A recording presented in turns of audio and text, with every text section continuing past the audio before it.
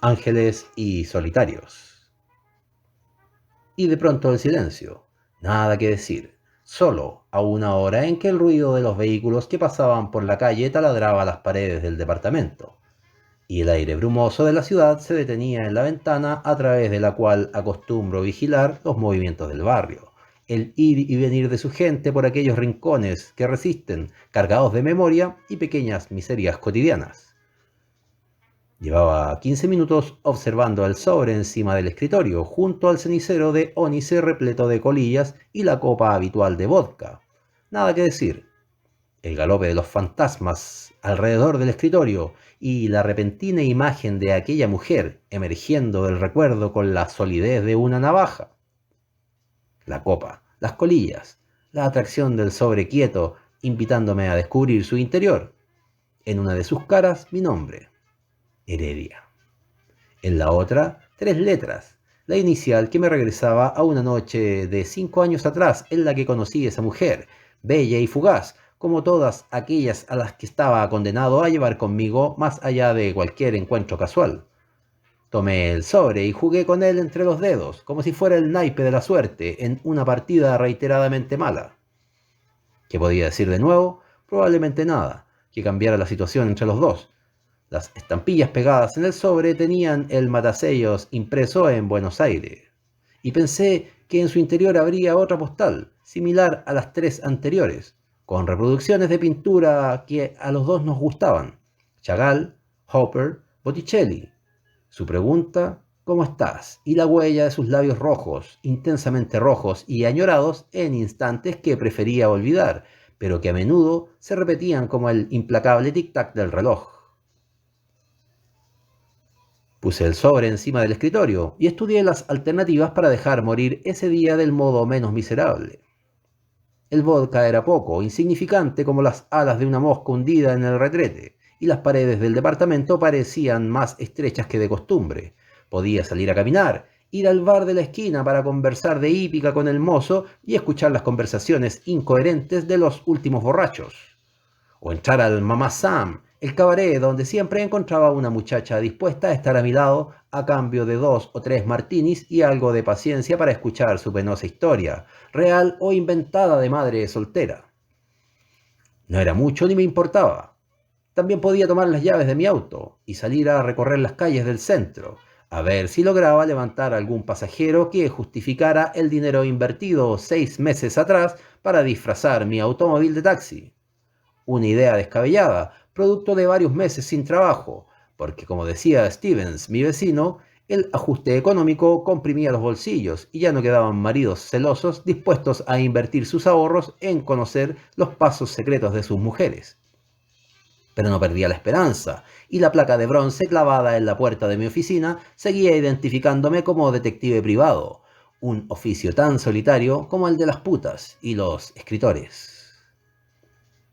Encendí un cigarrillo y resistí 3 segundos la mirada de Simenon, que me observaba con sus ojos luminosos y burlones, de vuelta de todos los tejados, sin otra utopía que comer a diario su pescado y conservar un rincón tibio en el departamento. Estaba recostado sobre las zapatillas de tenis que había comprado en el mercado persa de la estación central, después de escuchar el sermón de un médico que me aconsejó dejar de fumar y hacer ejercicios para reducir la dolorosa rigidez de mis huesos.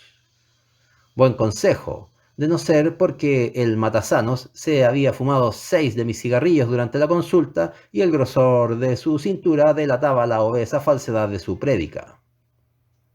«Hazlo de una maldita vez», dijo Simenón. «Te mueres de ganas por saber qué hay dentro del sobre, y solo tu estúpido orgullo te impide abrirlo». «¿Alguien solicitó tu consejo?» «Es gratis, Heredia. Te tengo cariño, ya lo sabes». «Cariño, seguro que encontraste esa palabra en el diccionario y la usas sin saber qué carajo significa».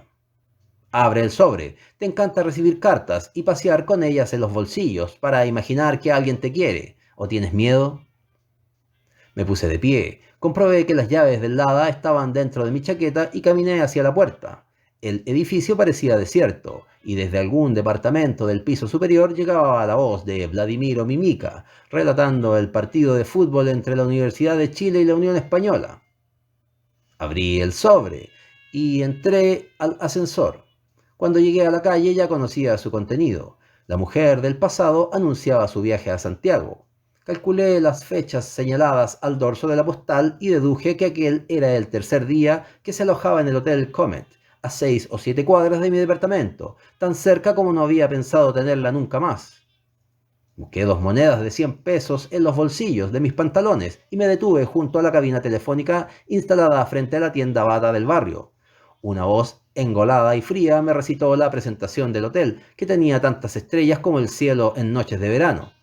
Quise preguntar por ella y no pude. La voz repitió su cantinela y colgué el fono con desgano. Después ajusté el nudo de mi corbata y abandoné la idea de abordar el taxi que me esperaba a media cuadra de distancia. Deseaba emplear el tiempo en algo que me hiciera olvidar, deambular por el barrio o quizás ver una película para detener la furia de lo inevitable. Esa marea azul que me cubría como sudor malsano y me obligaba a morderme los labios para no tomar a alguien del pellejo y zamarrearlo por causas que ni yo mismo entendía. Hastío, ganas de estar en otra parte o desaparecer en algún pueblo junto al mar. Todas soluciones malas e inútiles. Nadie se ilusiona a los 45 años cuando arrastra golpes interiores, pequeños y reiterados recortes en el optimismo. Dudas cada día más espesas y profundas. Sí, nada que decir. Igual que los personajes de Onetti. Me sentía tan solo y tan lejos como siempre. La cámara siguió el despegue del avión hasta que éste se esfumó en la pantalla del cine al que había entrado junto a media docena de muchachos que vestían de negro y llevaban los cabellos cortos y aritos en las orejas.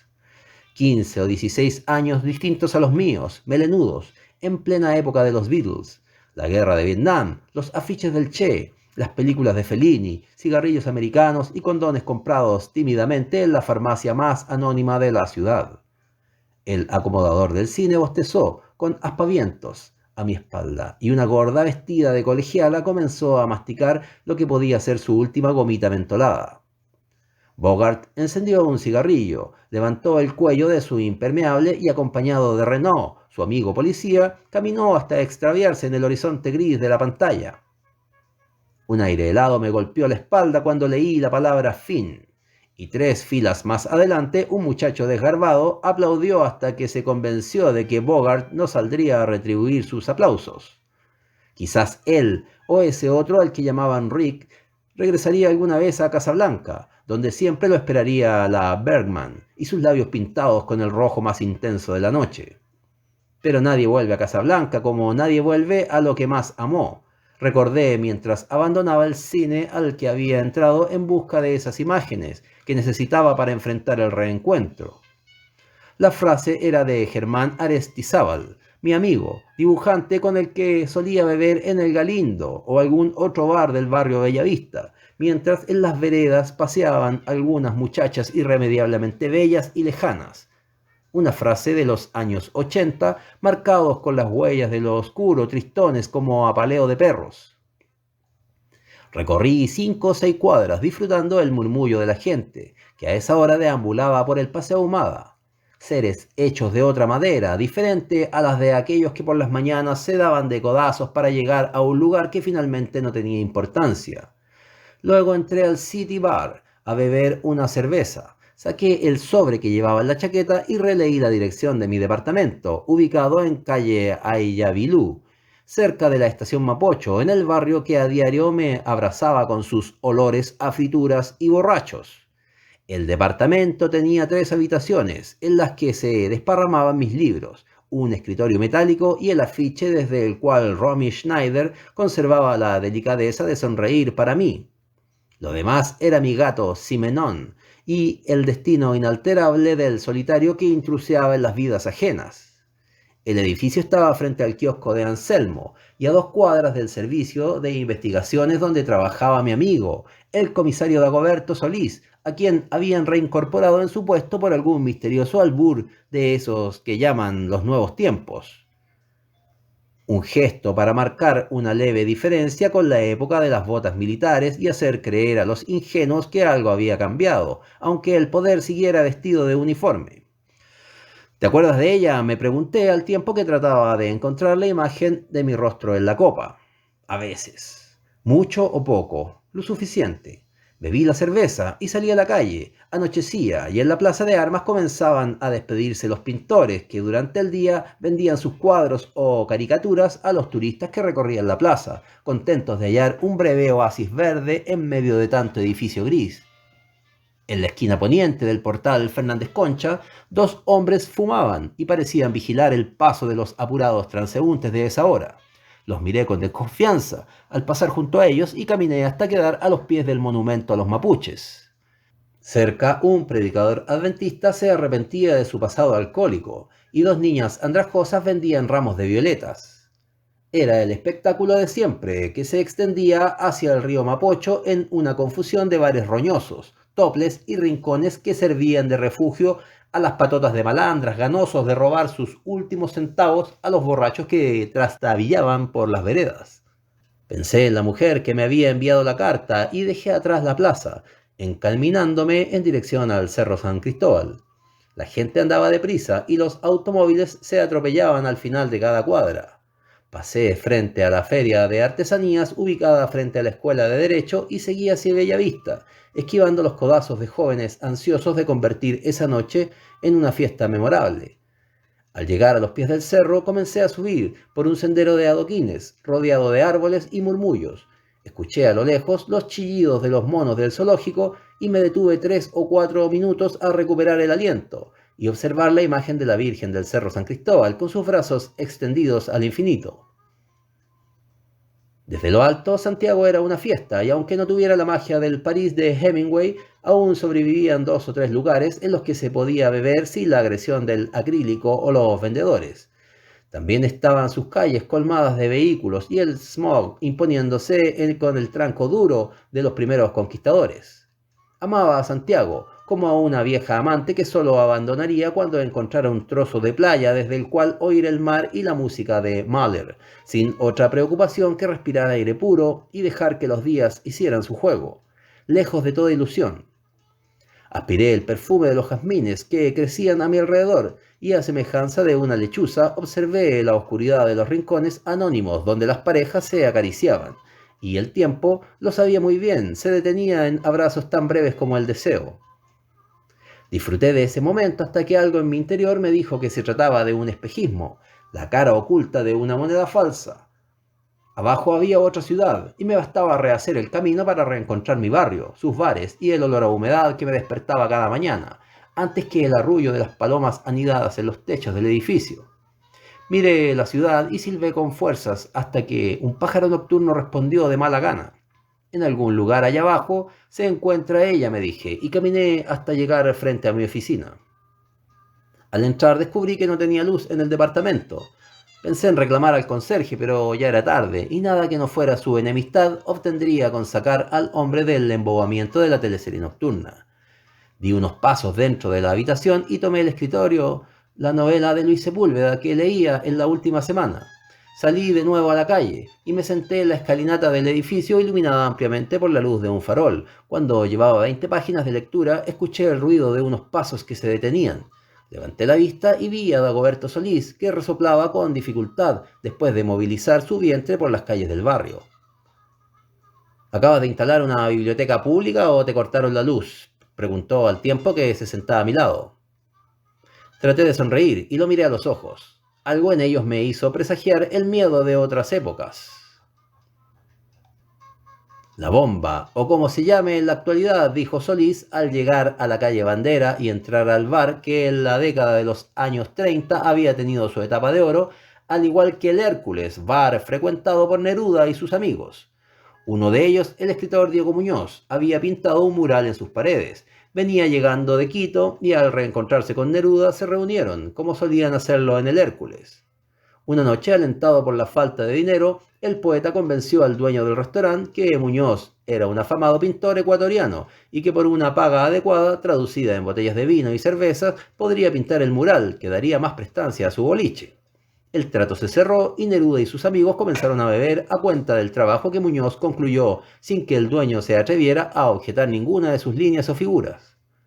El Hércules, al igual que otros bares de la barriada, se había transformado paulatinamente en tugurio de mala muerte y topless para finalmente acabar en depósito de ropa usada. Su nombre estaba asociado a la bohemia del Zeppelin y a una época en que la gente soñaba sin pensar en cálculos económicos y metáforas sobre jaguares y triunfos de cartón piedra. A la entrada de la bomba y luego de separarse del tragamonedas del que salía la pastosa voz de Giacomonti, una polilla nocturna puso su aliento cargado de cerveza a la altura de mis labios. Me invitó a visitar el Andes, un volteadero del vecindario al que arribaban las patines, con sus clientes y algunas parejas sin mucho dinero en los bolsillos. Sonreí y le di a entender que iba acompañado de un tira, que si bien no era aficionado a las redadas ni a oliscar las entrepiernas de las putas, se ponía nervioso en el ambiente donde había trabajado en sus inicios como policía. La mujer morena y algo desaliñada hizo una mueca de asco y se alejó deprisa, hacia una mesa ocupada por 3 hombres mal encarados que miraron de reojo a Solís y se fueron del salón antes de que ella terminara su relato. ¿Qué quería la mina?, preguntó Solís, al tiempo que se dejaba caer sobre una silla con la suavidad de un oso cansado.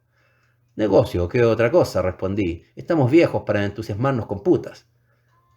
Habían pasado 6 meses desde la noche en que solíais visitar a mi oficina para comentar la oferta de reincorporarse al servicio de investigaciones.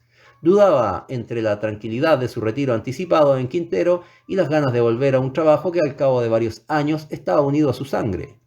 No sacas nada con quitarle el culo a la jeringa, le dije después de oír sus dudas, y ablandarle el cerebro con 3 vodkas tan certeros como el hacha de un leñador.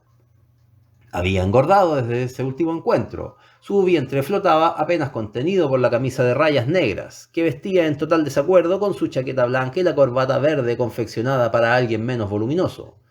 Su rostro cansado y los párpados que latían nerviosamente me hicieron dudar sobre la conveniencia del consejo que le di entonces, animándolo a volver al trabajo del que había sido dado de baja a causa de un lío con agentes de la seguridad militar. Solís ordenó una botella de Santa Emiliana y luego se quedó viéndome con cierta expresión de rechazo. No empieces con alusiones sobre mi aspecto, dije. El tuyo daría para varias horas de comentarios.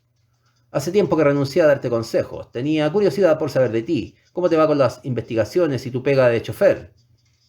Igual que siempre, tengo el taxi y me contrató una empresa de cobranzas bancarias. 2 veces a la semana me dan un listado de tipos morosos que han desaparecido del mapa. Pregunto por ellos aquí y allá y de vez en cuando doy con sus nuevos domicilios. Es simple y me pagan puntualmente. Obedeciendo órdenes y sonriéndole a jefecitos de bigotes duros. Mala cosa, Heredia. ¿Te mandaste a imprimir tu tarjetita de ejecutivo de cuentas? Es solo un trabajo temporal que dejo de lado apenas llega una pega seria. Todo es temporal, lo sé, desde hace 53 años, el mismo día en que nací. Ese es el problema. Uno de los problemas. Ambos sabemos que nuestro oficio es algo que se aprende y respeta. Me lo dijiste una noche similar a esta, y yo retomé mi trabajo, aunque eso significara volver a trabajar con pendejos y que mi mujer se mandara a cambiar. No me habías contado, Solís. Hasta hace 3 meses pensaba que era algo pasajero, un asunto de rabietas y cariños en la espalda, pero la verdad es más seria. Nunca le gustó mi trabajo, los horarios, las noches fuera de casa, el peligro, las malas juntas, según ella. Todo eso fue mellando nuestra relación. Después, cuando me dieron de baja, respiró tranquila y las cosas mejoraron entre los dos, pero para mí no era fácil conformarme con estar en la casa y atender el bar que instalamos en Quintero. Escuchar letanías de borrachos y servir vinos aguados no es algo que ilumine. Cuando le dije que volvía al servicio, prefirió quedarse en la playa y cortar con lo nuestro. Mis hijos se solidarizaron con ella. Me acusaron de egoísta y de no preocuparme de la familia. ¿Qué podía decir? Yo solo quería volver al trabajo. ¿Y entonces? Cuento breve, vivo solo en un departamento de 2 ambientes. Como alimentos fríos y mis camisas ya no soportan más arrugas. Parece un fragmento del apocalipsis. Pero no lo es, Heredia. Cada día es un maldito comienzo. Tengo más de 50 años y me cuesta reconocer que estoy solo y debo empezar todo de nuevo. Tengo tiempo y el vino es bueno. Si quieres desahogarte, filosofar o cantar boleros, te puedo escuchar la noche entera. No es mi intención, Heredia. Quiero hablar de hoteles. ¿Hoteles?, pregunté, intuyendo que la parte social de la visita de Solís llegaba a su fin. ¿Una minita a la que no sabes a dónde llevar? Tengo algunas tarjetas.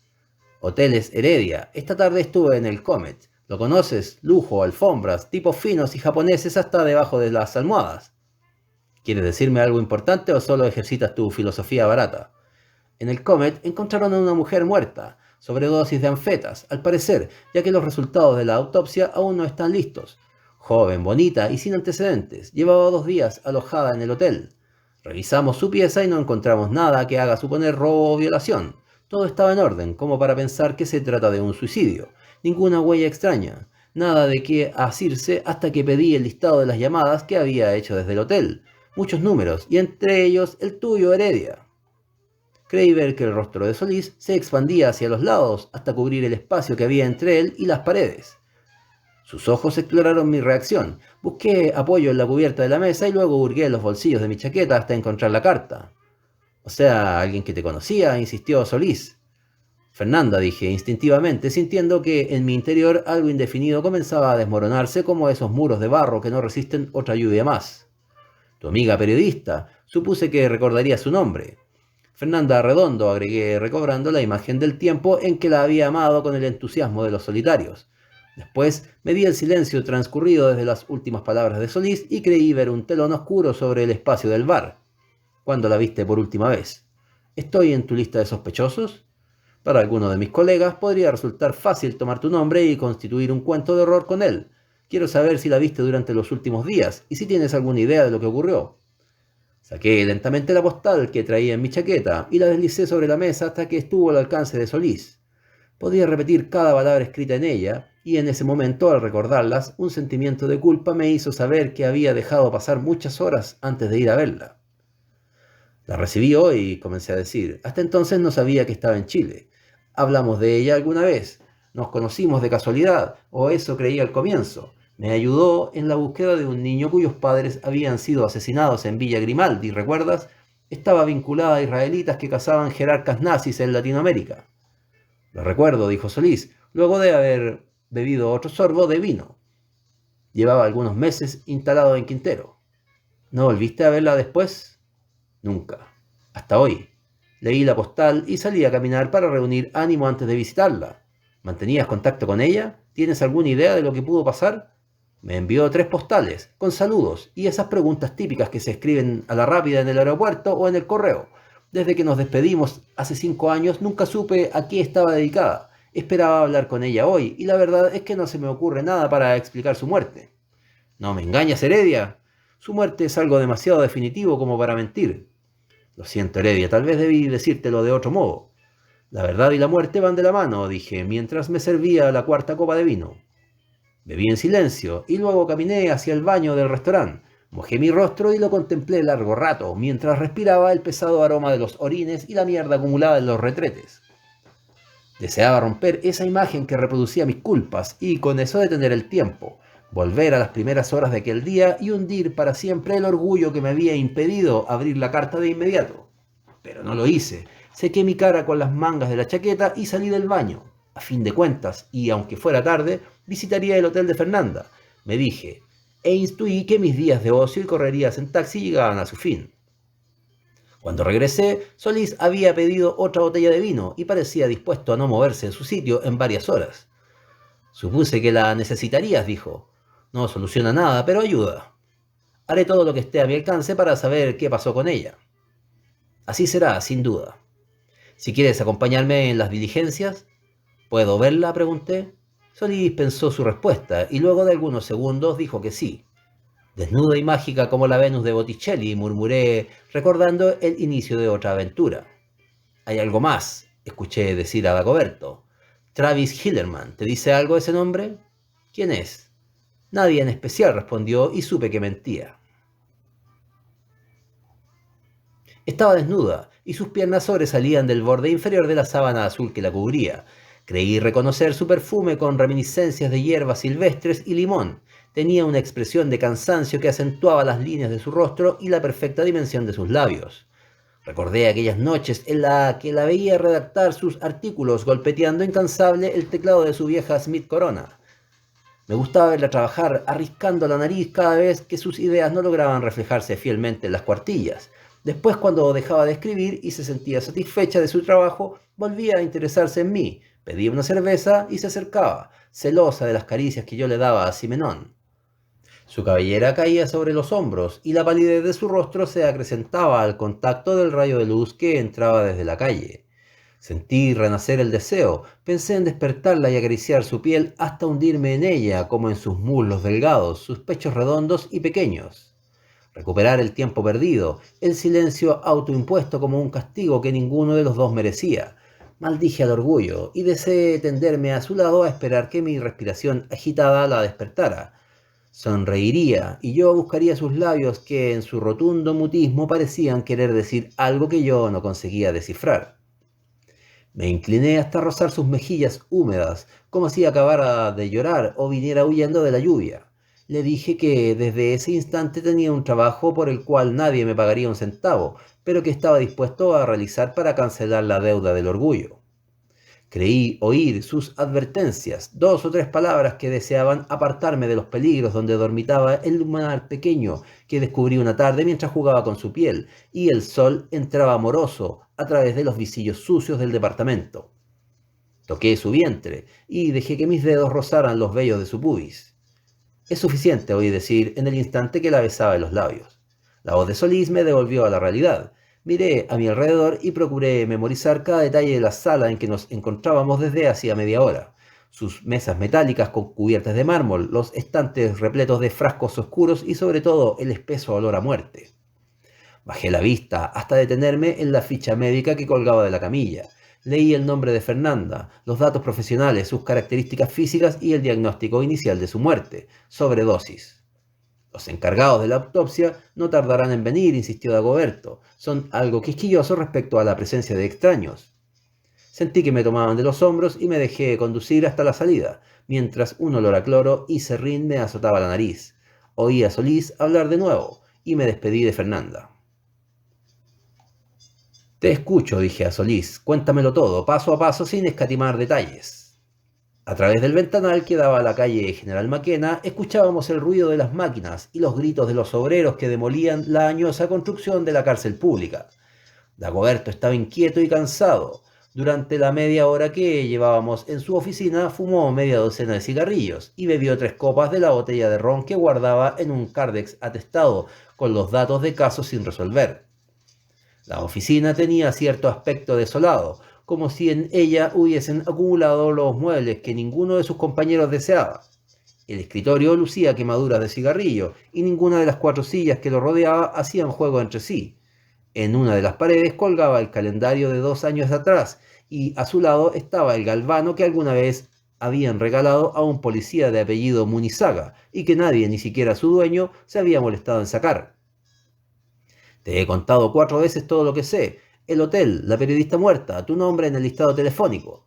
Inténtalo de nuevo, Dagoberto. Sabes que no voy a estar tranquilo hasta que sepa lo que ocurrió en ese hotel. Tengo que esperar los informes, agregó Solís. Hasta ahora todo es vago y ni siquiera es seguro que se trate de un asesinato. Mientras no aparezca el motivo, solo se puede especular. Te escucho, insistí, luego de beber el último vestigio de licor que sobrevivía en mi vaso. Mi ayudante, el detective Bernales, recibió la denuncia cuando escuchó el nombre del Comet. Se acordó que fue inaugurado hace unos meses y supuso que se trataba de algo gordo. Me ubicó y fuimos al hotel. Revisamos el cuarto y hablamos con los empleados que habían tenido contacto con la muerta. La encontró una mucama poco después del mediodía. La noche anterior Fernanda había pedido que la despertaran y como no respondió a los llamados telefónicos, enviaron a la empleada al cuarto. La mujer pensó que dormía y cuando se acercó a la cama comprendió qué pasaba. Llamaron a un médico y este certificó su muerte. No había nada que hacer. ¿Cuál es el nombre de la mucama?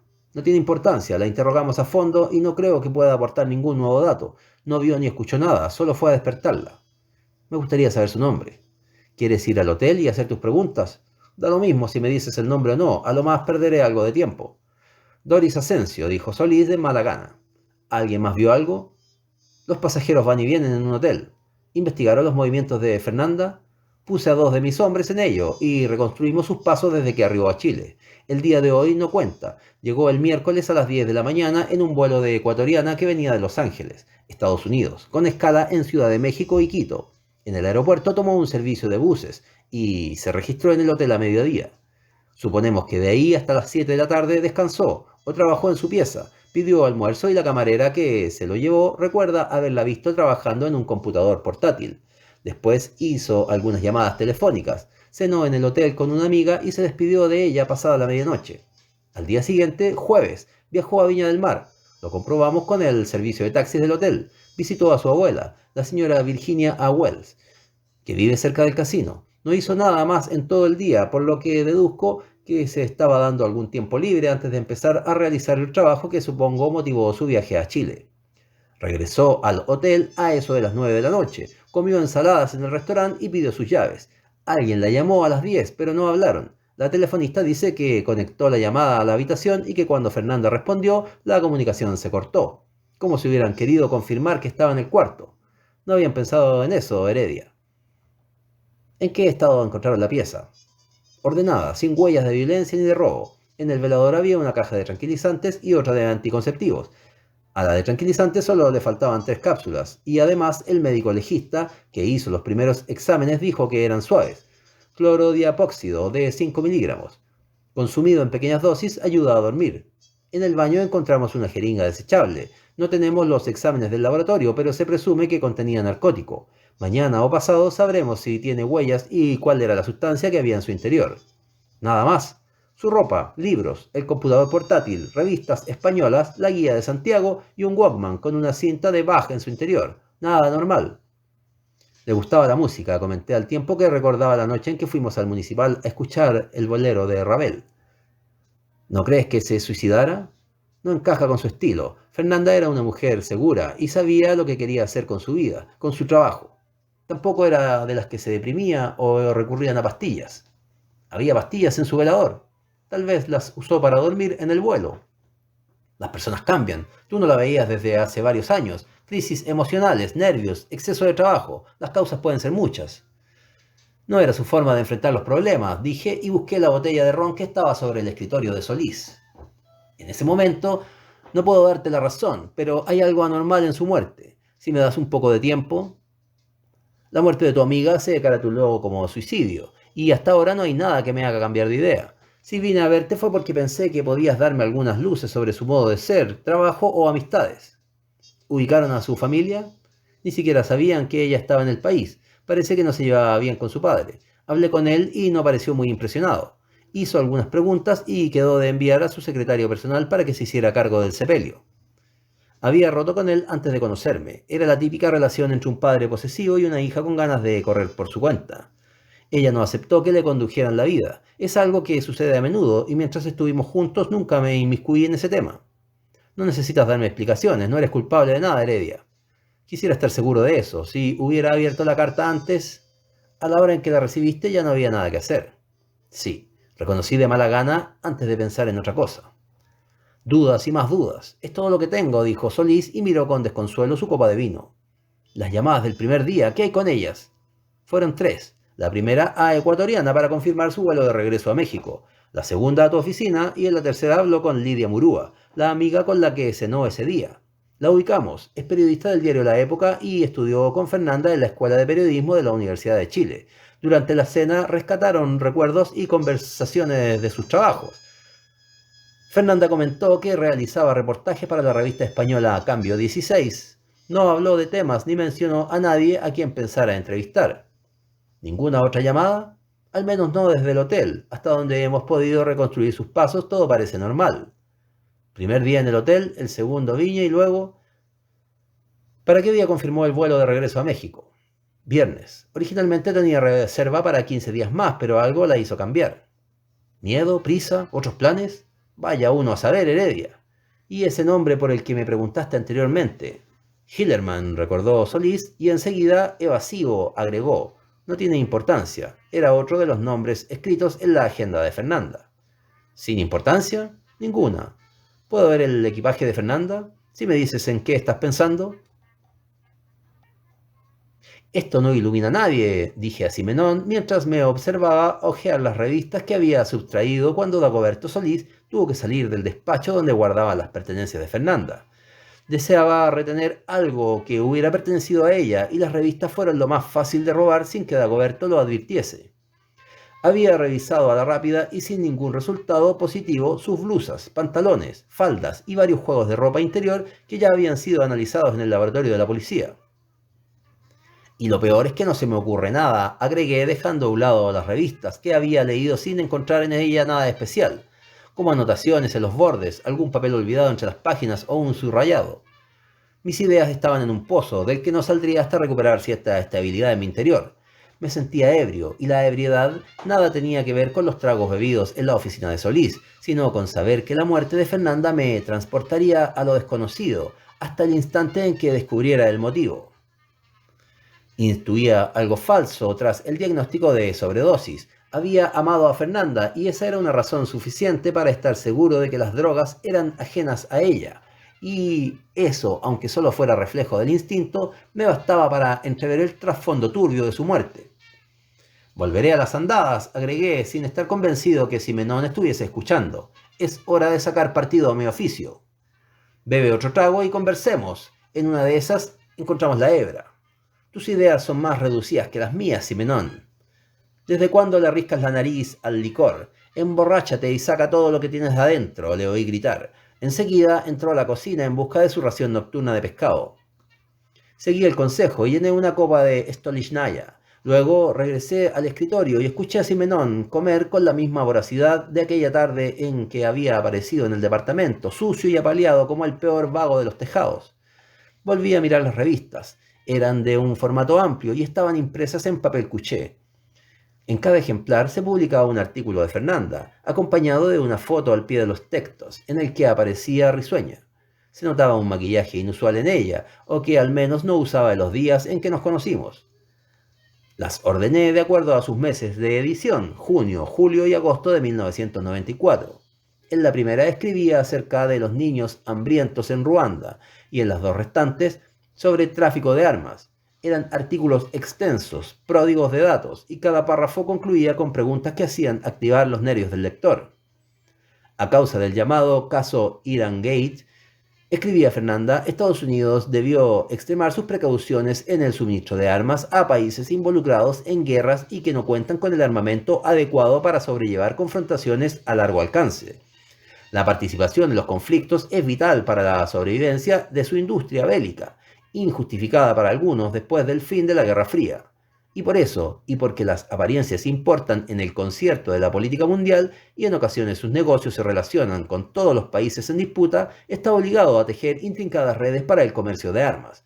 Las órdenes siguen saliendo de Washington, aunque parte de las armas se fabriquen en otros países, como ocurre con países asiáticos que han logrado desarrollar una alta tecnología en el rubro, e incluso en países sudamericanos como Chile, que con el impulso de la dictadura militar pinochetista generó una presencia relevante en fabricación mundial de armas, interesando con sus productos a diversos países árabes.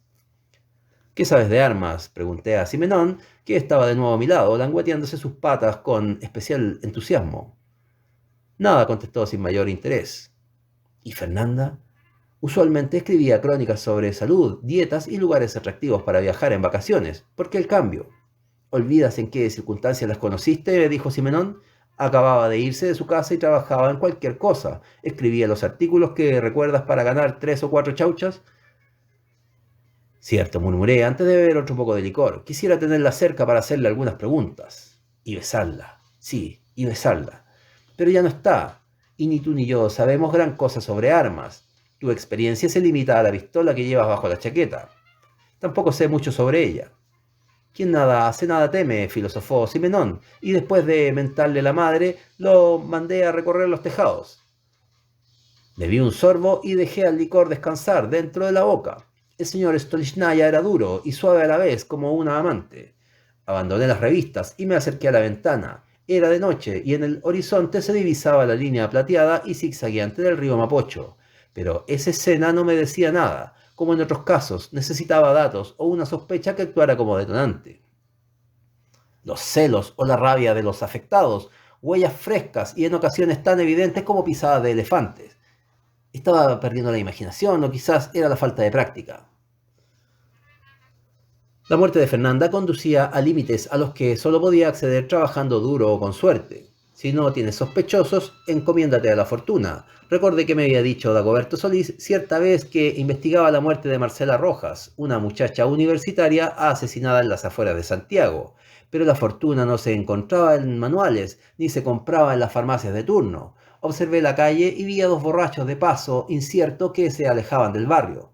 Miré la hora en mi reloj. Faltaba poco para la medianoche, el momento justo para salir a recorrer las esquinas y dejar que las ideas deambularan libremente. Cuando estuve frente al ascensor, divisé la puerta del departamento de Stevens entreabierta, invitando a pasar a una de sus sesiones de psicomasaje. Del interior salía una música que asocié a los restaurantes chinos de la Plaza Brasil, un ritmo monótono, como si lo hubieran grabado en un piano de una sola tecla, y que sin embargo Stevens consideraba imprescindible para entregar el cuerpo a la relajación y al autoencuentro. Dos palabras remarcadas en el panfleto que Anselmo, el suplementero, se encargaba de repartir en beneficio del masajista y de sus atenciones. Cambié de idea y me encaminé hasta el departamento de Stevens. El lugar estaba en penumbras y aguardé algunos segundos antes de reconocer la camilla metálica que ocupaba el centro de la habitación. Di un par de pasos hasta rozar la camilla y tosí con fuerza. —¿Heredia? —preguntó Stevens, sin apartarse de la ventana a través de la cual miraba hacia la calle. Daba la impresión de seguir el paso de algún peatón o de las estrellas que extrañamente se veían esa noche en el contaminado cielo de la ciudad, pero solo era una apariencia. Stevens era ciego de nacimiento y todo lo que sabía de la vida pasaba por sus oídos y sus manos. Ocupaba sus horas en escuchar los murmullos del barrio y llevaba el registro mental de las discusiones que se producían en el edificio, la música que oían los inquilinos y hasta, según él decía, los jadeos íntimos de cada pareja. Stevens era gordo, medía 1,80 m de estatura y habitualmente vestía un holgado mameluco de mezclilla. Podía tener 50 años o algunos más, y su aspecto hacía pensar en un pasado de luchador. Daba masajes y charlas de relajación en las que mezclaba dudosas informaciones médicas, con máximas chinas y sermones de los canutos que predicaban junto a la entrada de nuestro edificio. Lo conocí el día que llegué a ocupar la oficina. Necesitaba a alguien que vigilara los muebles que estaban en la calle y él, que parecía contemplar la mudanza, ofreció su ayuda. Todo resultó bien hasta que al agradecerle advertí que era ciego. Él se rió de mi confianza en los extraños y me invitó a beber cerveza. —Siempre me sorprendes —dije, acercándome a su lado. —Eres el único que entra y observa cada rincón de esta pieza. —¿Y cómo lo sabes? —Por el ritmo de tus poros. Además, tu tos de 30 cigarrillos al día se escucha apenas entras al departamento. A veces dudo de tu ceguera y tus masajes. Nadie viene a tus sesiones. No pienses en ello, Heredia. Tu esfuerzo es inútil. Descuida, no me preocupa tanto como para gastar mis neuronas en ello. Pareces tenso. Quería recorrer el barrio, pero vi luz y pasé. Sabes que no duermo de noche. Me siento junto a la ventana y escucho los murmullos del vecindario. Tomé la silla que estaba junto a la entrada del departamento y la acerqué hasta la ventana. —Sírvete algo —dijo. En la mesilla hay una botella de vidrio color caramelo. La etiqueta dice Colonia, pero es aguardiente. Es mi único vicio, aparte del otro que tú ya conoces. Sí, dije, y pensé en lo otro. Stevens contrataba semanalmente a una muchacha para que le leyera en voz alta los diarios y revistas que Anselmo le vendía. Quieto, inmóvil como un Buda, escuchaba e iba reproduciendo en una grabadora los datos que le interesaban. Luego, de nuevo a solas, elaboraba largos informes sobre la situación política o económica. Nunca le pregunté para qué hacía eso, pero en más de una ocasión lo había escuchado repasar aquellas cintas, que misteriosamente desaparecían de su departamento a los pocos días de grabadas. —¿Qué te preocupa? —preguntó cuando estuve a su lado. —Estás tieso como mono de yeso y le has dado 2 buenos toques al aguardiente. Engañas a la gente con tu ceguera. Veo más que tú y que todos los que tienen sus ojos sanos. Ellos ven las apariencias, lo que cada persona desea mostrar, pero yo veo más hondo, sentimientos, temores, ansias, preocupaciones que no se pueden ocultar. Tú ganas. —Considérate mi cliente —dijo, y luego de una pausa preguntó— ¿qué ves en la calle? —Nada, ni siquiera un borracho, todo está muerto. —Quieto, no muerto. Da igual, es una manera de decir. Las palabras reflejan el estado de ánimo de quien las dice. Esa frase supera mi capacidad de entendimiento. Empecemos con esto —dijo Stevens y sacó del bolsillo 2 gruesos pitos de marihuana. ¿No estamos viejos ya para jugar a los humitos voladores? No fumo hierba desde que estaba en el liceo, y aún entonces no era muy aficionado a los pastos. Prefería el vuelo líquido, la cerveza o el copete serio. Desconfío de los que temen salir fuera de sus límites, monógamos, abstemios, predicadores y dirigentes políticos, bichos oscuros que miden cada palabra que dicen porque temen mostrar lo que realmente son. Hice brotar el fuego de mi encendedor y Stevens acercó el pito. Su rostro se iluminó brevemente y pude contemplar sus ojos abiertos y sin vida. Aún no te acostumbras, comentó y lanzó una carcajada que se confundió con la bocanada de humo que salía de su boca. Huele a mierda, dije, dando una leve calada al pitillo. Te escucho, agregó sin hacer caso a mis palabras. Tengo la noche por delante. Aspiré la marihuana y cuando reconocí puntitos dorados en la ventana del departamento comencé a hablar. El rostro de Stevens se llenó con una sonrisa y por tercera vez en esa noche pensé que su ceguera era falsa. Amanecía y la luz de la mañana daba un tono ceniciento al rostro de Stevens. Tenía la impresión de haber dormido toda la noche, pero la proximidad del Buda ciego me recordó que no había cerrado mis ojos en muchas horas. La bocina de un bus quebró el silencio. Stevens apoyó los codos en el marco de la ventana y respiró profundo, como si con eso hubiera podido expulsar todo el cansancio de su cuerpo. La ciudad revive y te aguarda, dijo en voz baja. Me siento como si me hubieran castigado la cabeza con un combo, comenté, mientras recordaba que el pasado había revoloteado toda la noche por entre las paredes de la habitación.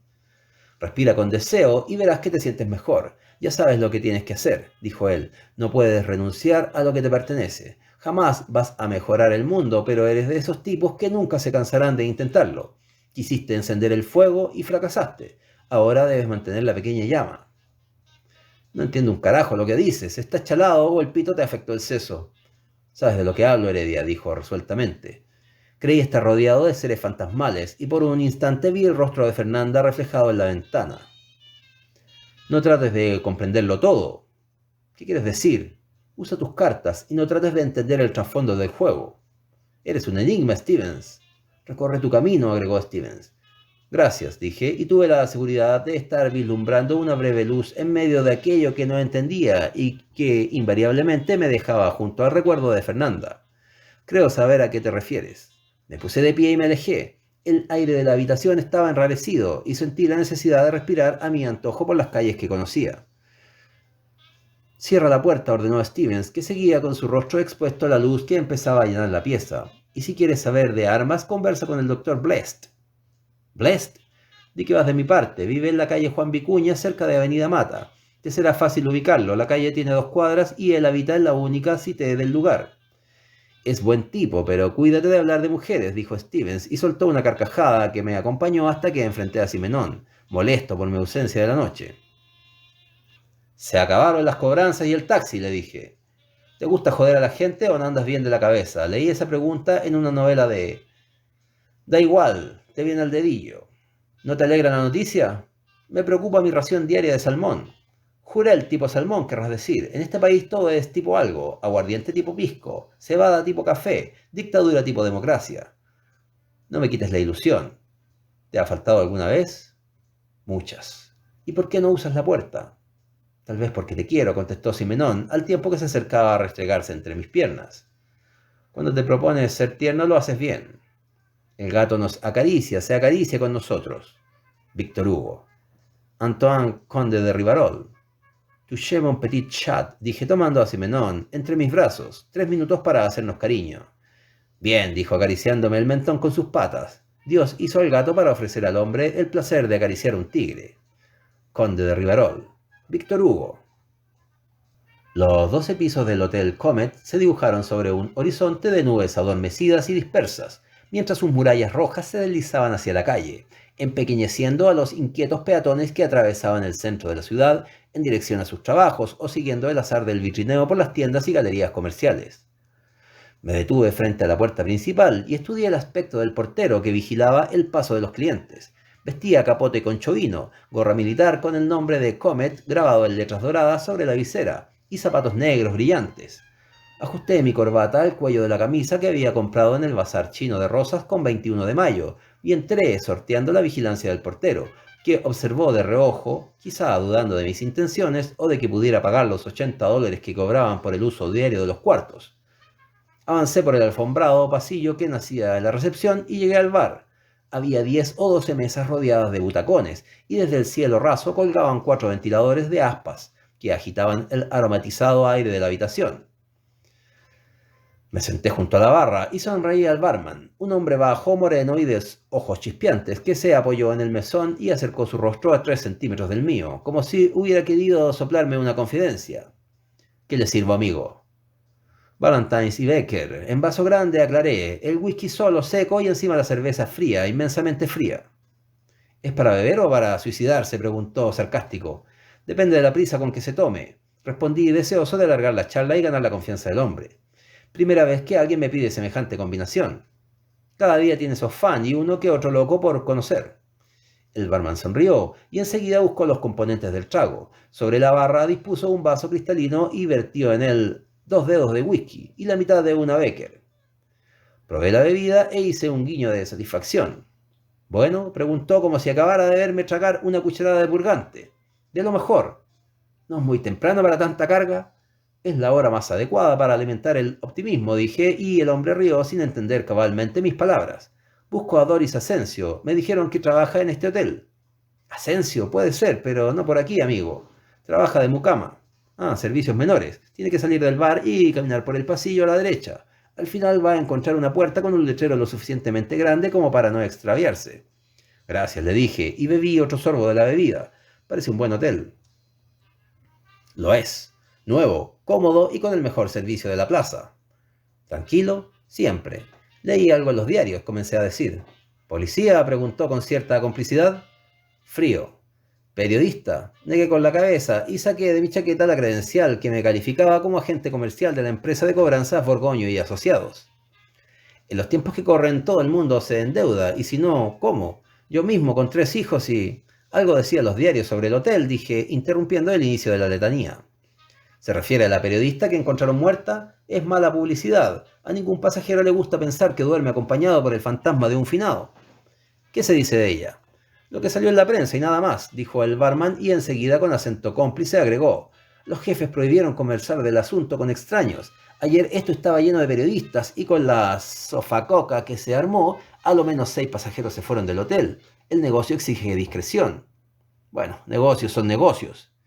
Y perdonando la expresión, parece meado de perro. En el año llevan 3 finados en la cuenta, y de seguir así mejor ofrecemos servicio de pompas fúnebres. 3, pregunté, trapicándome con el alcohol y la noticia. La periodista, el cocinero del segundo turno y un gringo que andaba de paso. Bebí deprisa el último sorbo del trago, y le hice señas para que continuara con su relato. El cocinero se llamaba Tamayo, dijo el barman.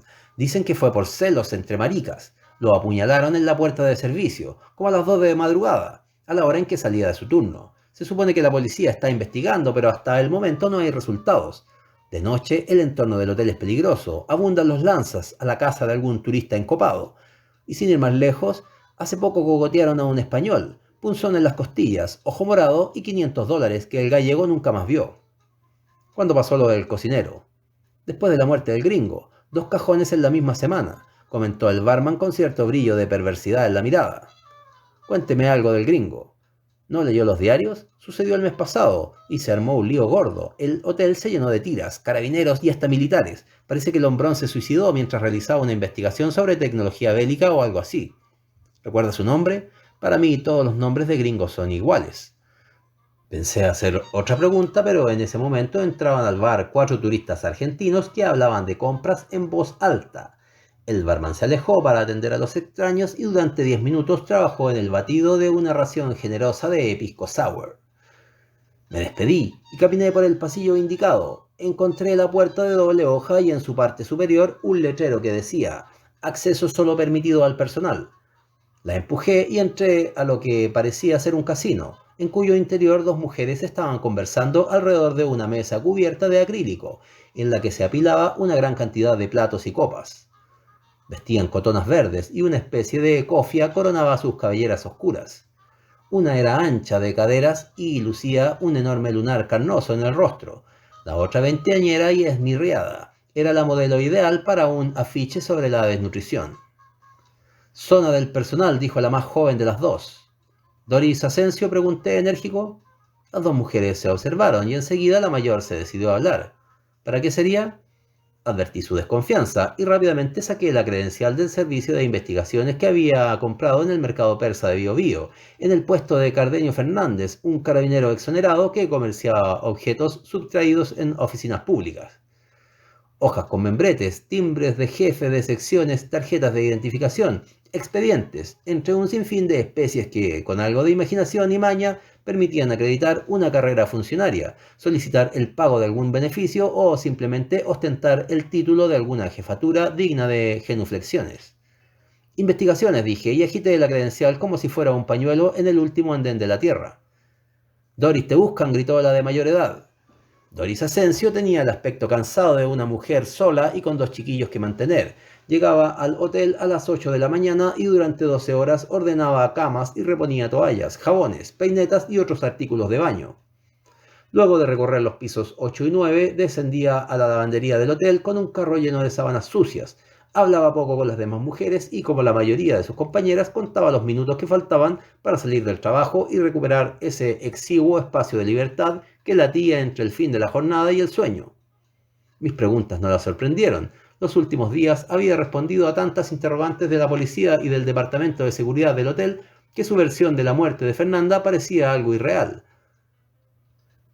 Como había terminado su turno y se preparaba para salir del hotel, la invité a conversar al restaurante Isla de Pascua y luego que nos sirvieron café, le confesé que no era policía y que mis motivos se relacionaban con Fernanda y la amistad que nos había unido. La alusión al romance alivió la seriedad de su rostro y después de endulzar el café con 3 cucharadas de azúcar, pareció más relajada y dispuesta a conversar sin las aprensiones del primer momento. Ya me parecía raro, usted se ve distinto a los policías que me interrogaron, comentó, y luego se alisó la falda como dando a entender que estaba dispuesta a responder mis consultas. Su versión no era diferente a la de Solís. Había entrado a la habitación de Fernanda para hacer la cama, no recordaba nada normal ni había visto a nadie merodear por el lugar. Me llamó la atención la cantidad de papeles que tenía esa señorita. En su pieza había un computador pequeño y a su alrededor muchas hojas sueltas, dijo al término de su relato. ¿Atendió la pieza todos los días en que ella estuvo alojada? Sí. ¿Y los primeros días no vio nada anormal? Nada. El segundo día encontré una bolsa con ropa sucia para enviar a la lavandería y un sobre abultado con una nota para que lo enviaran por correo. ¿Y qué hizo con ese sobre? Lo entregué en la recepción. Ellos se encargan del despacho de correspondencia. Tal vez lleven un registro. Lo ignoro. ¿Leyó el nombre del destinatario? No acostumbro a fijarme en esos detalles. Simplemente lo entregué donde correspondía. La discreción es una exigencia del hotel y si el supervisor nos sorprende intrusiando las cosas de los pasajeros, es motivo más que suficiente para ir a dar a la calle. ¿Y de las muertes anteriores, qué recuerda? ¿Muertes anteriores? El turista gringo y uno de los cocineros del hotel. Ah, lo del gringo fue un escándalo, pero salvo rumores no supe más. Sucedió durante la semana en que pedí permiso para visitar a mi madre en Yungay. Las chicas que trabajan conmigo me contaron 2 o 3 cosas y después nadie más habló del asunto. Cuando una trabaja en hoteles, se acostumbra a ver cosas extrañas. Antes de ingresar al Comet, estuve en el Apolo, un hotel parejero de la calle Vicuña Maquena, y ahí sí que se veía cada cosa. Podría estar tardes enteras contándole de chascarros y líos de pareja. En cuanto a la muerte del Pompi, el cocinero se llamaba Pompeyo, y era algo delicado, dijo Doris, y se rió suavemente con picardía. ¿Homosexual?, pregunté, y ella asintió. Era muy amable, y cuando una se metía a la cocina y no había ningún jefe a la vista, siempre ofrecía alguna cosita para picar. ¿Cómo pudo alguien hacerle daño? Los muchachos que trabajaban con él dijeron que fue un asunto de celos con sus amigos. Solo Dios sabe. Con personas como el Pompi la gente suele ser cruel e inventa cualquier cosa. ¿Sabe algo más de él? Conocí a su hermano el día del sepelio. Una cosa muy triste. Fui la única compañera del hotel que lo acompañó al cementerio y de su familia solo estaba su hermano menor. Creo que tenían vergüenza. Lo dejaron en esas tumbas de tierra que duran 2 años y después, si no se vuelve a pagar, sacan los huesos del finado y los tiran a la fosa común. Triste, muy triste, dijo Doris Asensio, y enseguida, como acordándose de algo, abrió la cartera que llevaba consigo y sacó una libretita de apuntes. Tengo el teléfono de su hermano. Se lo pedí porque me encargó que reuniera las cosas de Pompi que habían en el hotel. Lo llamé a los 3 días del entierro y mandó a buscarlas con un junior. ¿No le parece todo muy penoso? Dejé a Doris Asensio en el paradero de buses ubicado frente a la iglesia de San Francisco y volví al hotel. Subí en ascensor hasta el 10º piso. Los pasillos estaban recubiertos de alfombras esponjosas y se escuchaba una música suave, con resabios de supermercado o agencia bancaria. Las habitaciones formaban un cuadrado gigantesco, en medio del cual una cavidad permitía observar el resto de los niveles. Sentí vértigo. Las puertas de las habitaciones estaban cerradas y un silencio pesado recorría el piso. En una de esas piezas había muerto Fernanda. Cerré los ojos y al reabrirlos volví a observar el vacío. De todas las formas posibles de suicidio, la más horrible era lanzarse desde una altura como esa, con breves segundos de conciencia para arrepentirse y luego el golpe y la nada. Rehice mis pasos y al pasar frente al bar vencí la tentación de entrar de nuevo y pedir otra copa. Mi visita al hotel solo había sumado más muertes a mi ignorancia. Todo parecía condenado al fracaso. Estaba cansado de mentir y preguntar, de husmear existencias ajenas para encontrar significado a hechos que no tenían otra lógica que la vida misma. ¿Cómo podía resumir mi vida? Buscar huellas en el pasado y en lo más oscuro del presente, obsesionado con una justicia frágil y ambigua, desgastado por ideas que sobrellevo porque ya es muy tarde para aprender nuevas cosas o porque el mundo no ha cambiado tanto como para dejar de pensar igual. ¿Esa era la respuesta? En el espejo instalado en la entrada del hotel vi mi rostro cansado y sudoroso, la cabellera negra, larga y despeinada, cayéndome sobre la frente, los hombros deformados por la arrugada chaqueta de cotelón, un vientre con deseos de expandirse y los zapatos negros, gastados y sin lustre. Eso y poca cosa más, la corbata azul y una lapicera aflorando por el bolsillo superior de la camisa. Ese del espejo soy yo, dije, y salí del hotel. Caminé hasta la Biblioteca Nacional, subí los peldaños que conducían al interior, a esos salones en los que había tratado de entender el mundo, en libros de otra época que me habían dejado el recuerdo de 3 o 4 frases para citar en mis momentos de ocio. Entré a la hemeroteca y vi una docena de lectores inclinados sobre los empastes de diarios de otras épocas. Pedí las ediciones de la tercera de los últimos meses y antes de comenzar a leer, traté de recordar la última vez que leí un diario completo, hoja a hoja, y no solo las páginas de hípica o deporte. Revisé noticias económicas y políticas que hablaban de un país extraño, diferente al que veía cada día en las calles o desde la barra del bar. Tropecé con discursos vacíos, palabras sobre palabras, declaraciones para aquietar conciencias y en el 10º diario encontré los titulares que buscaba. Extraña muerte de turista norteamericano. Periodista extranjero se suicidó en hotel. La policía contradice su primer informe. Leí con avidez los artículos que más me interesaron y al final, mientras pensaba en conversar nuevamente con Dagoberto Solís, escribí en un papel el nombre que se repetía en una y otra noticia, Travis Hillerman. Cuando emprendí el regreso a mi oficina, las tiendas del barrio comenzaban a bajar sus cortinas. La gente caminaba deprisa o abordaba los buses para llegar a sus casas y cerrar otro círculo en sus vidas. Estacioné el auto lo más cerca que pude del departamento y caminé sin apuro, aspirando el aire de la tarde, en el que se confundía el aroma de unas flores y el olor a vino derramado que salía de los bares del vecindario. Me detuve frente al primero de los bares y consideré la posibilidad de beber confundido entre los grupos de obreros que atenuaban la fatiga del día con una caña de pipeño o cerveza. Descarté la idea y apuré mis pasos hasta llegar a la oficina, el único sitio que tenía para pensar con tranquilidad en la mentira en que había sorprendido a Dagoberto Solís. Deseaba estar solo, o casi, porque cuando entré al departamento me aguardaban Simenón, mis libros y 3 docenas de cintas con música asociada a mis recuerdos. Puse una de Mahler y me senté junto al escritorio, rodeado por la luz rojiza que entraba a raudales a través de la ventana. ¿Mentía Solís o mi imaginación asociaba la muerte de Fernanda a la de Hillerman? Deduje que Solís también se hacía la misma pregunta y que por eso había mencionado el nombre del gringo en nuestra conversación. Simenon saltó sobre mis piernas, le hablé y su lengua se deslizó por mis dedos, suave y amistosa. Te puedo contar una buena historia. La leí en una novela de un inglés de apellido Ley. Un tipo le dice a su psicólogo, me gustan los gatos. Yo tenía 2, pero tuvimos que deshacernos de uno de ellos porque arañó al bebé. Si hubiera dependido de mí, nos habríamos librado del jodido crío. ¿No te gustó? Entonces escucha esta otra. Travis Hillerman, periodista norteamericano, fue encontrado muerto en el Hotel Comet. La policía descartó que el móvil de su muerte fuera el asesinato. Hillerman se especializaba en temas bélicos y se encontraba en el país escribiendo un reportaje acerca del armamentismo en América Latina. Interesante, ¿no? Pregunté a Simenón mientras recordaba otra de mis lecturas en la biblioteca. Inesperado vuelco dio el caso del periodista encontrado muerto en el Hotel Comet. El abogado que representa a la revista para la cual trabajaba Hillerman interpuso una querella ante el tribunal correspondiente, alegando que en la muerte del periodista hay indicios de que se trata de un asesinato.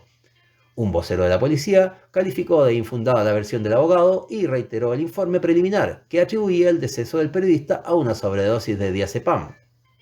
Me interesa hacer algunas preguntas a Solís, dije, y me puse a hojear nerviosamente una de las revistas hasta encontrar la foto de Fernanda. ¿Aún piensas en ella? Y por mucho tiempo más. Diría que la extrañas. Nunca hice nada por su regreso. No sacas nada con culparte. Últimamente he pensado mucho en la soledad. A mi edad la mayoría de los tipos tienen sus vidas resueltas. Trabajo, casa, hijos. Parecen seres normales y tienen donde caerse muertos. Carajo, ¿eso te parece una vida normal? ¿Y si Fernanda y el gringo se hubieran conocido? ¿Tenían un interés similar por las armas? ¿Coincidencia? El mismo tema, el mismo hotel y una idéntica forma de morir. ¿Se habrían comunicado o reunido anteriormente? ¿Podría averiguarlo en la revista de Hillerman o en la de Fernanda? Preguntas que necesitaba transferir a Solís. Alguna razón había hecho viajar a Fernanda y a Hillerman hasta Chile. Algo importante que no salía en los diarios, como muchas otras cosas más, pero que incluso podía llevar a cometer 2 asesinatos. ¿O eran 3? ¿Qué papel jugaba la muerte del cocinero? Otra pregunta, ¿qué tendrían que responder su hermano o alguien que lo hubiese conocido de cerca? Muchas preguntas oí decir a Simenón, muchas ideas y poca acción. ¿Se te ocurre algo? Por de pronto comer, hace días que no pruebo bocado caliente, un guiso o un buen trozo de carne asada. Y puedes sumar otra más a la cuenta, dije, mientras me encaminaba al mueble donde guardaba los víveres. Abrí la puerta y contemplé un panorama desolador, una botella de vino, 2 cajas de lasaña y media docena de latas de jurel tipo salmón. ¿Qué dice el chef?, preguntó a mis espaldas Simenón. Pescado.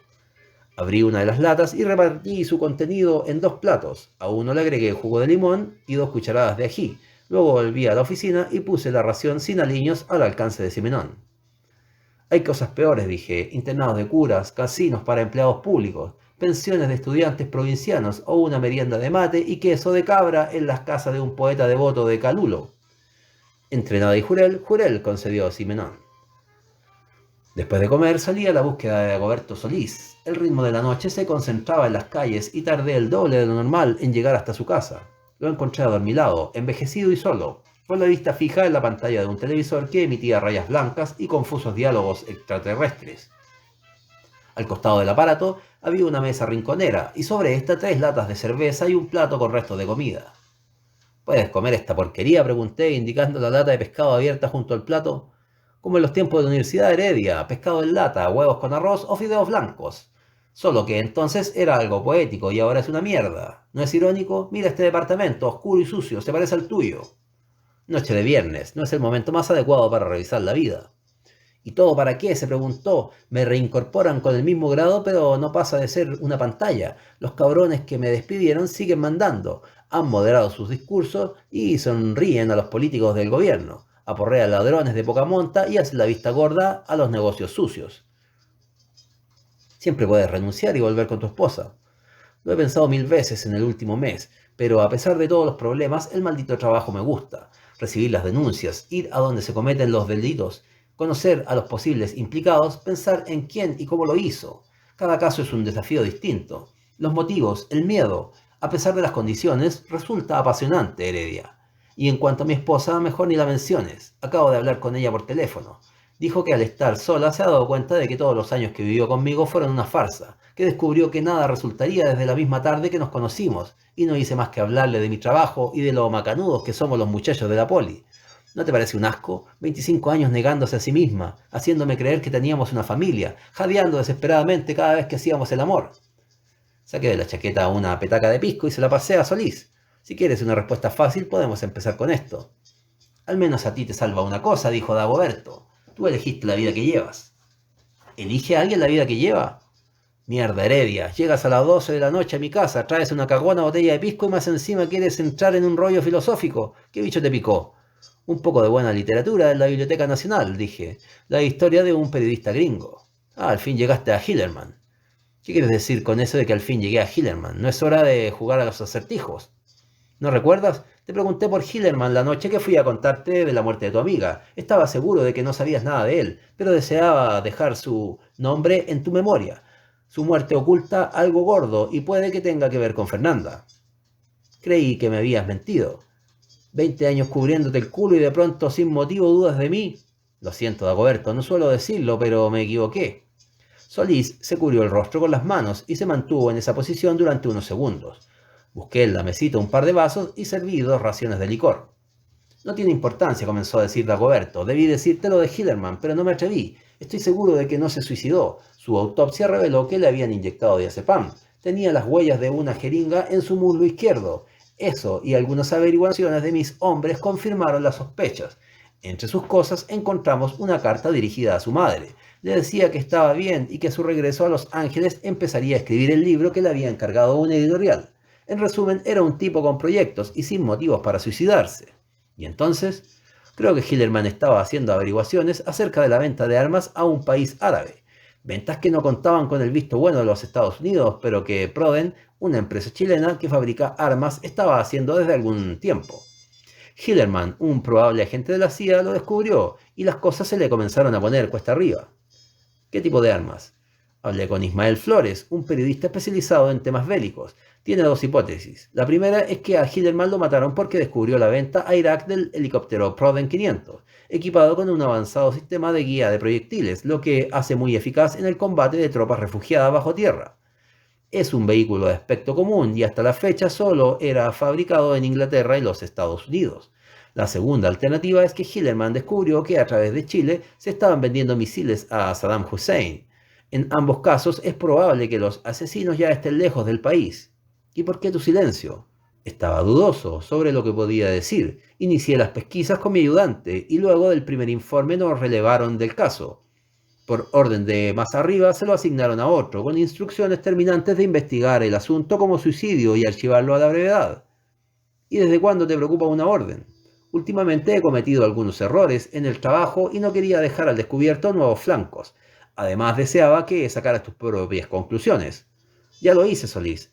Estoy convencido de que la muerte de Hillerman no fue suicidio. Tengo la impresión de que si se destapa lo descubierto por Hillerman, mucha gente importante tendrá que dar explicaciones. Quisiera saber cómo encaja Fernanda en esta historia. ¿Recuerdas que te hablé de la periodista que cenó con Fernanda? Ella contó que le había hecho muchas preguntas acerca de la muerte de Hillerman. No está segura de que se conocieran, pero el asunto le preocupaba. Puede servir para empezar. No estoy en condiciones de investigar abiertamente Heredia. Por eso te susurré al oído el nombre de Hillerman. No debes obediencia a nadie. Nos tenemos confianza y podemos trabajar juntos. ¿Trabajar juntos? ¿Estabas pidiendo ayuda? Por primera vez desde que nos conocemos, Heredia.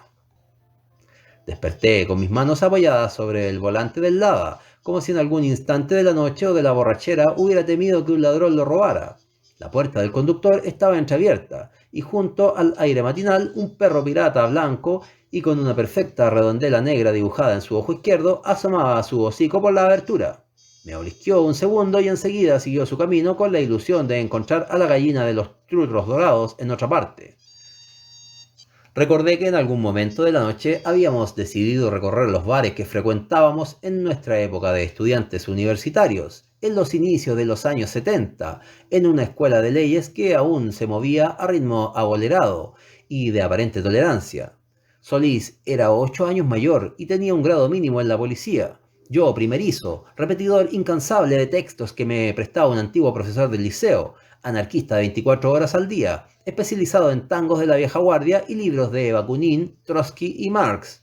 En sus primeros años, cuando escribió los manuscritos de 1844, y en él una definición del amor. Si amas sin provocar el amor recíproco, es decir, si tu amor en cuanto a amor no provoca el amor recíproco, si por tu manifestación vital como hombre amante no te transformas en hombre amado, tu amor es impotente y eso es una desgracia. Solís decía que esa frase había que entenderla con la ayuda de un manual, y a fuerza de fracasos en varias declaraciones de amor, llegué a reconocer que no era el camino más directo entre mis 2 puntos de interés, un blues bailado a flor de piel y la cama del hotel más próximo a la facultad. Iniciamos el recorrido en el castillo, que ya no era la cueva sórdida de los años 70, sino un amasijo de acrílicos y luces contra el cual llegaban a rebotar patodas de jóvenes que bebían cervezas al ritmo de una música que impedía cualquier conversación coherente. Después nos cambiamos al Cucú, al Red Bar y a la Unión Chica, hasta ir a dar a la Gaviota, tugurio que conservaba intactas sus características de última estación para los bebedores que habían decidido amanecer abrazados a la botella. Entre copa y copa, algunas cosas relacionadas con la muerte de Hillerman parecieron tan claras como la borrachera que trabajábamos. Solo quedaba encontrar el eslabón que la vinculaba al suicidio de Fernanda y a la muerte del cocinero, que insistía en incluir en la misma historia, a pesar de la opinión de Solís, que la limitaba a un ajuste de cuentas entre homosexuales. No tenía memoria del resto, en qué momento nos separamos o cómo llegué al auto eran dos interrogantes para las cuales ni siquiera tenía la voluntad de buscar respuestas. Dejé el volante y observé mi rostro en el espejo retrovisor. La borrachera extendía sus huellas por mi barba sin afeitar y unas orejas extensas, símbolo inequívoco de la derrota etílica. Me dolía la cabeza y desde mi estómago nacía una sed infinita, que solo era curable con varias botellas de agua mineral. Ordené mis pocas ideas sobrias y armé un plan para la recuperación, que seguí rigurosamente en las 2 horas siguientes.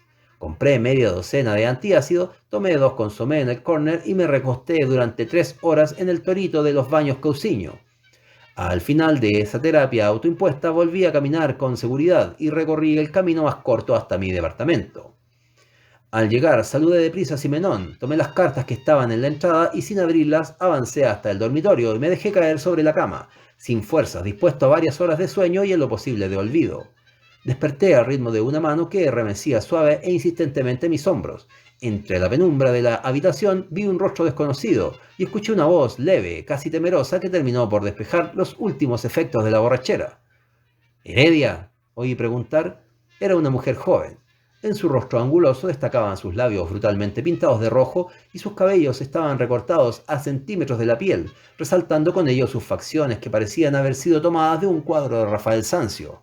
Una belleza de virgen que acaba de ser seducida y se apronta a conservar el secreto. Vestía de negro, vaqueros ajustados y polera con un estampado de John Lennon, desde la que sobresalían sus pechos, como dos espadas que apuntaron a lo más hondo de mi deseo. Heredia repitió al tiempo que retrocedía como arrepentida de haber entrado a la habitación. «Ese era mi nombre esta noche», dije.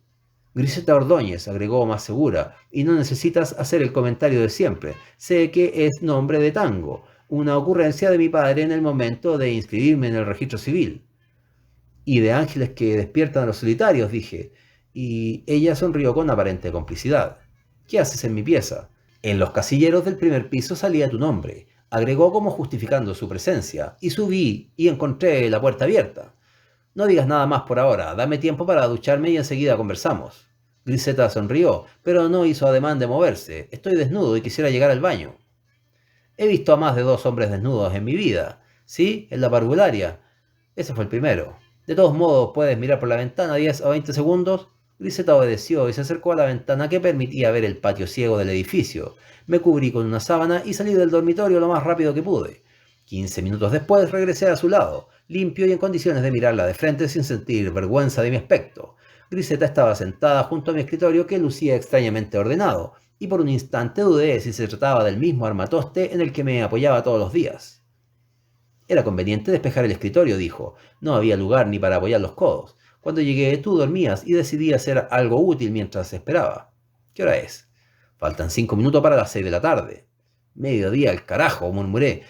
Luego encendí un cigarrillo y le ofrecí otro. «No fumo», dijo. «Es la tercera estupidez del hombre actual, después de las papas fritas y los armamentos nucleares». «Ah, una chica lista». «Lo suficiente para entender algunas cosas». «Bien, chica lista, ¿qué te trajo hasta aquí?» «Vengo a verte por recomendación de mi hermano Juan Ordóñez». «Ordóñez», repetí sin saber si la confusión nacía de los recuerdos asociados a ese nombre o de la mirada inocente y atrevida a la vez de Griseta. «Voltaire, el último Mambrú». Y 20 apodos más que se ganó hasta... Supe de su muerte a través de un amigo común. En estos años no todo salía en los diarios y además se contaban tantas historias de él. Griseta se quedó en silencio y por un instante pareció buscar algo sobre el escritorio. Hice una pausa con el pretexto de apagar el cigarrillo y pensé en Ordóñez, año 1978 o 1979, 7 de la tarde en la calle Matucana, arrastrando una valija llena de esos libros que leía en la universidad y que le habían valido el mote de Voltaire, por sus conocimientos enciclopédicos, y también Mambrú, desde el día en que confesó a sus más íntimos que se iba a la guerra, porque a 3 años del golpe militar no creía que se produjera un pacto político entre los opositores a Pinochet. «Necesito hacer algo que valga la pena», confesó antes de abandonar la escuela y desaparecer en el clandestinaje. Esa tarde andaba en uno de sus habituales cambios de domicilio, renunciando a todo, menos a sus libros que lo ayudaban a soportar la soledad, y esas ganas, locas, según me confesó, de recuperar su espacio en la casa de su padre, junto a sus dos hermanos y a una hermana pequeña que en esos días acababa de nacer. 20 años, lo conocí en 1975, dije. Casi todo lo que valió la pena vivir está cumpliendo 20 años. Los mismos años que tengo yo, dijo Griseta, observándome una vez más con sus ojos grandes. Tenía 9 años cuando lo mataron. Lo veía poco, pero la última vez que lo hice me dejó una carta y le prometí que la abriría al cumplir 18 años. Era un relato de su vida, y en una de sus partes hablaba de ti. Si alguna vez necesitas ayuda, recurre a Heredia, decía. Alguna vez Ordóñez me había pedido ayuda, y tal vez por eso me consideraba de los suyos. Estaba aislado en una parcela de Peñalolén, lo buscaban y no tenía cómo ni con qué defenderse. Me hizo llegar una carta en la que indicaba un sitio al cual debía ir a rescatar un bolso con armamentos. No lo pensé mucho y 2 noches más tarde crucé varios potreros abandonados hasta llegar al escondite de Ordóñez. Fue 3 horas antes que cercaran el lugar y se armara una balacera. Ordóñez estaba acompañado de 6 amigos, entonces no tenía ninguna experiencia con armas, y solo cuando me pasó una pistola tomé conciencia de la gravedad de la situación. Logré escapar con él y con otro de sus compañeros. El resto murió en la balacera, y algunos días después aparecieron sus nombres en una breve nota de prensa. Dejé a Ordóñez en la calle Maipú y al despedirnos me regaló la pistola que desde entonces conservo. Me contaron que murió en Nicaragua, comenté. Tuvo algunas divergencias con los de su grupo y se unió a la lucha de los sandinistas. Murió en un ataque de los Contras, en las afueras de Managua. ¿Y tú a qué te dedicas? Hasta hace 6 meses vivía con mis padres en Talca. Ellos son de Santiago, pero se trasladaron al sur después de lo sucedido a mi hermano. Pusieron un taller de confecciones y venden lo que fabrican en las ferias de la región. Yo terminé en el liceo y trabajé de cajera en un supermercado.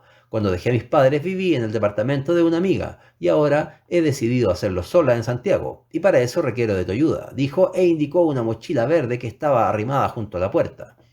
Pretendo encontrar trabajo y estudiar en la universidad. Mis padres se oponen a que estudie. La historia de Juan los marcó y temen que si entro a la universidad siga su mismo camino. Tampoco les gustaba la idea de que viniera sola a Santiago. ¿Y en qué puedo ayudar?